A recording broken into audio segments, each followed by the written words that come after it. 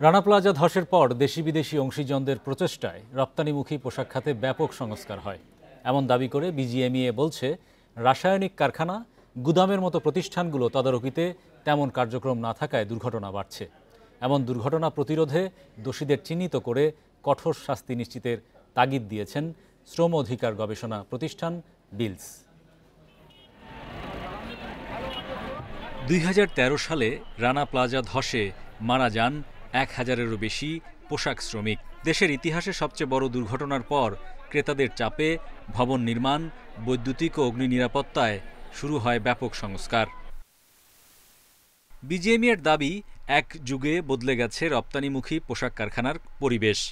সংস্কারের জন্য চিহ্নিত 3750 কারখানার মধ্যে অ্যাকর্ড অ্যালায়েন্সের তত্ত্বাবধানে 2000-এর বেশি কারখানায় উন্নত কর্মপরিবেশ নিশ্চিত হয়েছে।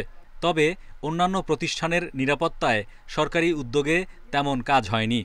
ফলে রাসায়নিক গুদামসহ স্থানীয় শিল্পে ঘটছে বড় দুর্ঘটনা। 3700-র মধ্যে 1500 অ্যাকচুয়ালি ফ্যাক্টরি হচ্ছে এই আমাদের বাইরে। এগুলোকেও ট্রেনিং দেওয়া হয়েছে, কিন্তু এটার ফলো আপ নাই। এরপরে আর ভবিষ্যতে এটাকে নিয়ে আর কেউ কাজ করে নাই। ন্যাশনাল ইনিশিয়েটিভের কার্যক্রম পুরো মুখ থুবড়ায় আছে। তারা কিন্তু একেবারেই নিষ্ক্রিয়। হ্যাঁ, আরএসসি এরা এই অ্যাকর্ডের কাজটা করছে এবং নিরাপদ নামে আরেকটা প্রতিষ্ঠান তারা করছে অ্যালায়েন্সের কাজটা। তারা কিন্তু আমাদের ফ্যাক্টরিগুলো যেইভাবে যে সেফ ছিল সেটা মেনটেন করে যাচ্ছি আমরা, কিন্তু ওই যে ফ্যাক্টরিগুলো আমাদের নিবন্ধনের বাইরে, তারা কিন্তু আমাদের প্রোটেকশনের বাইরে রয়ে গেল। শ্রম অধিকার গবেষণা প্রতিষ্ঠান বিলস বলছে, পোশাক খাতে কর্মপরিবেশ উন্নত হলেও অন্য শিল্প ও প্রতিষ্ঠানে তা হয়নি। সংস্থাটির হিসাবে 7.5 বছরে 152টি অগ্নি দুর্ঘটনায় মারা গেছেন 131 জন, আহত 578 জন। করণীয় সেটা হচ্ছে ফায়ার সেফটি, ইন্ডাস্ট্রি মিনিস্ট্রি যারা কেমিক্যাল সেফটি, বয়লার আছে এবং শ্রম পরিদর্শন, এরকম কর্তৃপক্ষগুলো একত্র করে একটা টাস্ক ফোর্স গঠন করে তাদেরকে এটা আপনার দেখতে হবে খুব দ্রুত গতিতে। আর 2 হচ্ছে যে আপনার আইন সংশোধন করে এই অবহেলা অবজ্ঞার জন্য যে শাস্তি ক্ষতিপূরণ সেটাকে বাড়াতে হবে। এটা বাড়াতে হবে মেসেজটা দেওয়ার জন্য যে এটা ছোটোখাটো কোনো জিনিস না। গবেষকরা বলছেন, কর্মীদের নিরাপদে বের হওয়ার সুযোগ না থাকায় শিল্প দুর্ঘটনায় হতাহত বাড়ে। এছাড়া রাসায়নিক পরিবহন, গুদামজাতে তদারকি ও ব্যবসায়ীদের জবাবদিহি বাড়ানোর তাগিদ তাদের। Hari Saha, independent news, Dhaka. দেশে খাদ্য উৎপাদন বাড়লেও মধ্যস্বত্বভোগীদের কারণে সুফল পাচ্ছে না কৃষক ও ভোক্তারা। পাশাপাশি জলবায়ু পরিবর্তনও বড় হুমকি হয়ে উঠেছে। বৃহস্পতিবার রাজধানীর কৃষি গবেষণা কাউন্সিল মিলনায়তনে বিশ্ব খাদ্য দিবসের অনুষ্ঠানে এসব কথা বলেন বক্তারা। এ সময় তারা আরও বলেন, বিশ্বায়নের ফলে খাদ্য চাহিদা ও সরবরাহ বেড়েছে, কিন্তু উৎপাদনে সাফল্য আসলেও অনেকে এখনও খাদ্য নিরাপত্তার বাইরে।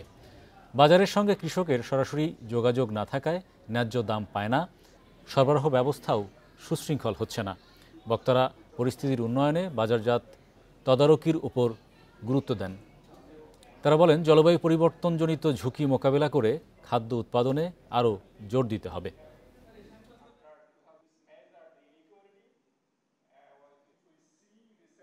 মার্কেটের সাথে উৎপাদকের সম্পর্কটা একেবারে ইনভিজিবল।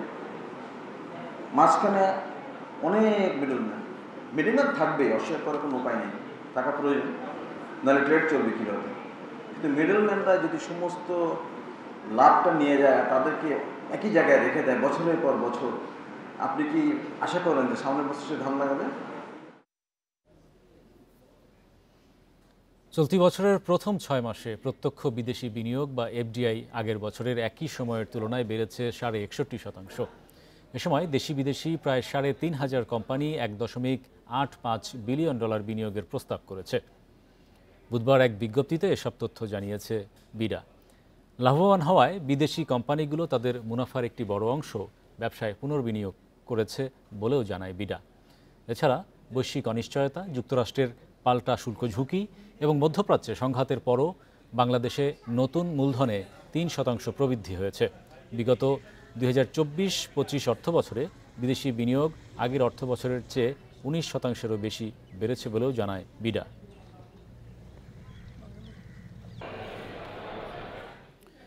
অতিরিক্ত সারচার্জ আরোপ করায় ফ্রান্স ভিত্তিক একটি শিপিং কোম্পানির 7টি জাহাজের অনুমোদন বাতিল করেছে চট্টগ্রাম বন্দর কর্তৃপক্ষ। মূলত বাড়তি মাশুল পুষিয়ে নিতে এই সারচার্জ আরোপ করেছিল তারা। এদিকে বন্দর কর্তৃপক্ষ অন্য শিপিং কোম্পানিগুলোকেও সারচার্জ প্রত্যাহার করার জন্য বলেছে, অন্যথায় তাদের বন্দরে জাহাজ পরিচালনার অনুমতি দেয়া হবে না বলেও সতর্ক করা হয়। এ পরিস্থিতিতে দুটি শিপিং কোম্পানি তাদের সারচার্জ প্রত্যাহার করেছে বলে জানায়। এর আগে ব্যবসায়ী ও ব্যবহারকারীদের আপত্তি উপেক্ষা করেই গত 14 সেপ্টেম্বর বন্দরের নতুন মাশুলের গ্যাজেট প্রকাশ করা হয়। এক মাস পর বুধবার থেকেই বন্দরের বিভিন্ন সেবা মাশুল এক লাফে 41% বেড়েছে।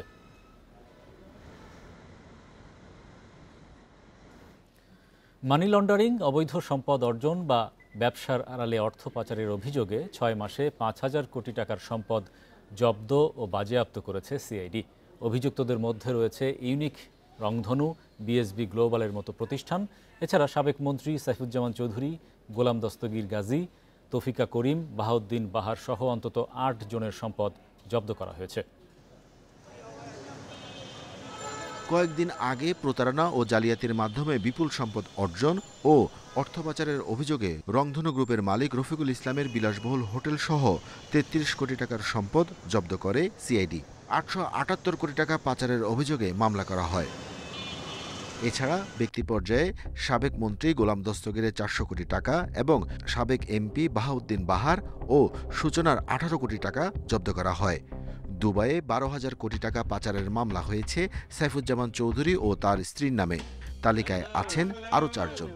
মানি লন্ডারিং এর মামলাগুলো আসবে, রাষ্ট্রের বাজেয়াপ্ত হবে, তারপরে পরবর্তী সিদ্ধান্ত যে মামলা তো চলমান হতে পারি। বাংলাদেশ ব্যাংকের যে $81 মিলিয়ন যে রিজার্ভ ব্যাংকে যেটা আমরা কনফিসকেট করব কিছুদিন আগে, এটা কিন্তু আমরা আদালতের নির্দেশেই, আদালতের সকল প্রসেস মেনেই কিন্তু সিআইডির অফিসাররা যে লিগ্যাল স্টেপগুলো সব কিছু নিয়েই কিন্তু আদালত থেকে অর্ডার করে। আমরা যা যা স্টেক হোল্ডার যারা যারা আছে এটা রায়কে যারা বাস্তবায়ন। জব্দ হয়েছে ইউনিক গ্রুপের মালিক নূর আলী সহ 14 জনের 40 কোটি টাকার সম্পদ। মালয়েশিয়ায় জনশক্তি রপ্তানি সিন্ডিকেটে রুহুল আমিন স্বপনের 500 কোটি টাকার সম্পদ জব্দ হয়েছে। সিন্ডিকেটের আরেক সদস্য লেফটেন্যান্ট জেনারেল মাসুদউদ্দিন আহমেদের সম্পদও জব্দ হয়েছে। আমরা খুব চিন্তা করছি সকল অপরাধগুলোকে একটি গ্যাং কেসে নিয়ে আসে, সবগুলোকে একসাথে তদন্ত এই কাজগুলো। এটা তো জানেন, এই যে অনলাইন গ্যামলিং এগুলো কিন্তু একদম প্রত্যন্ত অঞ্চলে একদম মার্জিনাল কুকুরদের কাছে ছড়িয়ে গেছে। মানুষজন প্রতিনিয়ত প্রতারিত হচ্ছে।